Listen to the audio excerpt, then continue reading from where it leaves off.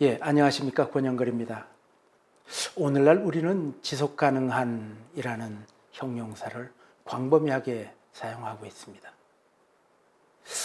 이 말처럼 절박성을 담고 있는 단어가 있을까 이런 생각을 하게 됩니다. 지속을 할 수 없다면 끝장이 나야 되는데 종말론적인 어떤 이미지까지 떠오르게 됩니다. 그러면 근현대 문명은 왜 지속 불가능하게 되었을까요? 그 지속 불가능성의 근원을 추적해서 올라가 보면은 인간의 욕망에 귀착하게 됩니다. 중세기까지만 하더라도 욕망은 절제해야 하는 그 무엇이었습니다. 이 욕망은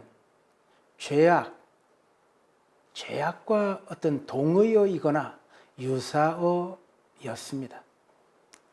그러던 것이 이 르네상스 시대가 오면서 이 욕망이라는 것이 면죄부를 얻기 시작했습니다. 욕망은 이 발전의 동인이라고 그렇게 믿게 되었습니다. 그 이후에 산업혁명이 일어나고 근현대로 오게 되면서 욕망은 시장경제를 발전시키는 좋은 것이라고 이야기하기 시작했습니다.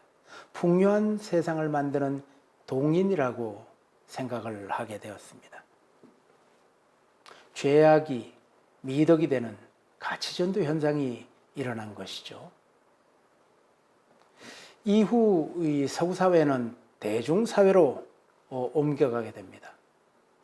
19세기까지만 하더라도 귀족과 어떤 엘리트만 사용할 수 있었던 물질적인 여러 이기들, 물질적 풍요, 그리고 잉여적 소비 방식, 이런 것들이 20세기로 들어오면서 대중사회가 이것을 누릴 수 있는 그러한 시대가 된 것입니다.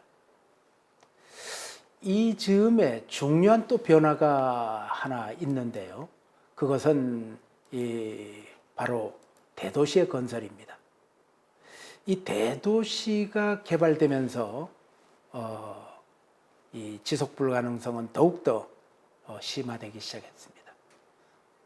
오늘날은 이 대도시를 욕망의 바벨탑이라고 부정적인 이미지를 실어서 이야기하고 있습니다. 그러면 이러한 현상을 극복하기 위해서는 우리는 어떻게 해야 될까요? 우선 기술적인 측면에서는 에너지의 75%를 사용하고 있는 이 대도시에 대한 변화가 우선 모색이 되어야 합니다. 그리고 정신적인 측면에서는 오로지 풍요만을 추구했던 그런 삶의 방식에 대한 통렬한 자성이 필요한 때입니다. 지속 불가능성의 원인을 더욱더 디테일하게 들어가 보면은 어떤 원인이 있을까요? 지속 불가능성은 첫째로 과소비에 기인한 것입니다. 환경 파괴와 자원 고갈이 급속하게 진행된 근본 원인에는 필요를 상회하는 그러한 소비 행태가 있습니다.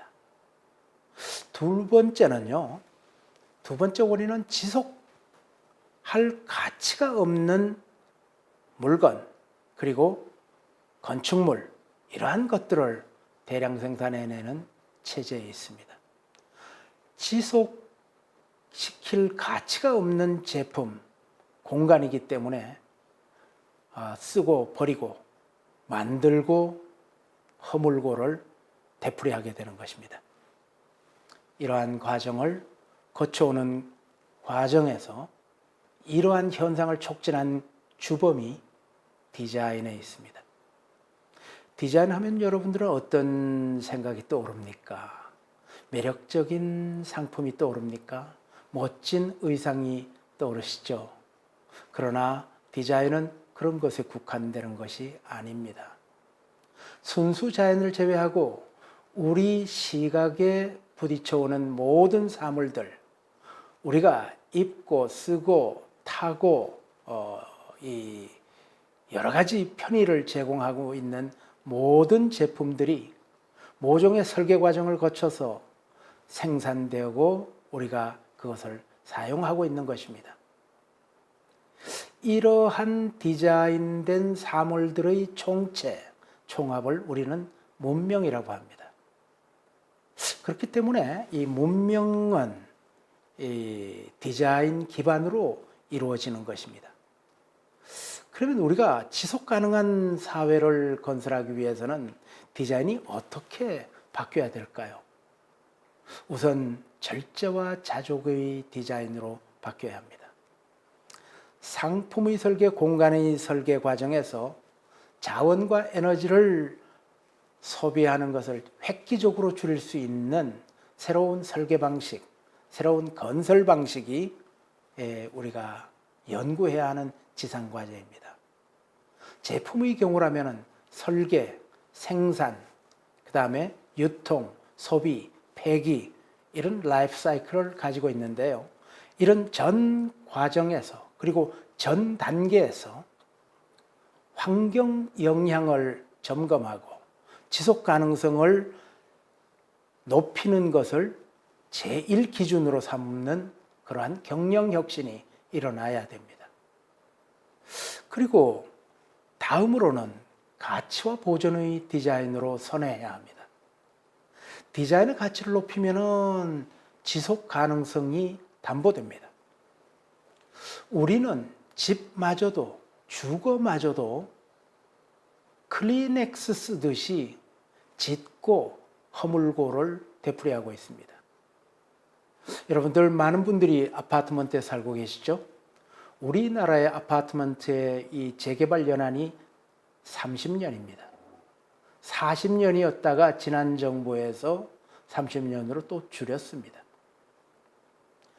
주거를 짓는다면 최소한 100년, 300년은 상정하면서 지어야 할 텐데 30년이 되었다고 다시 아파트를 허뭅니다. 재개발 허가가 났다고 경축 현수막을 건 것을 여러분들이 많이 보실 겁니다.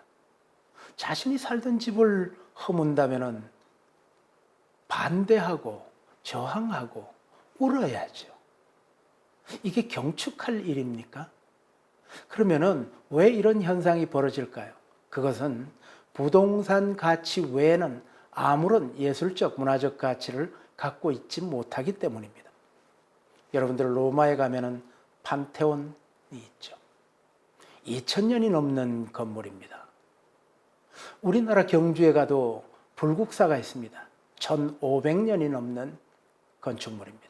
그러나 판테온을, 불국사를 허물자고 하는 사람은 아무도 없습니다. 왜 그럴까요? 너무나 아름다운 문화유산이기 때문입니다. 문화적 가치가 뛰어난 건축물이기 때문입니다. 다시 말해서 가치를 높이면 지속 가능성이 담보됩니다. 이 스페인 바르셀로나에 가도 이 안토니오 가우디가 죽은 지 오래되었음에도 불구하고 아직도 이 건축물은 지어지고 있습니다. 이렇게 가치를 유지하려는, 가치를 존중하는 사고로 선회하기 전에는 지속 가능성이 보장되지 않습니다. 이 천년을 지속할 디자인을 하려면은 천년을 앞질러 보는 지혜가 있어야 합니다. 이러한 논의들이 현실화되려면은 제도적으로는 이 국제 협력이 필요합니다. 이 문제 해결, 지속 가능성이라는 문제 해결을 위한 국제 협력이 필요하고요. 기술적으로는 에너지 자원의 소비를 최소화할 수 있는 상품, 건축, 도시의 새로운 설계 방식, 새로운 건설 방식이 모색되어야 합니다. 그리고 정신적으로는 물질적 소비 욕구를 절제하고 정신적 가치를 고양할 수 있는 가치관, 그리고 생활 방식으로 우리가 전환되어야 됩니다.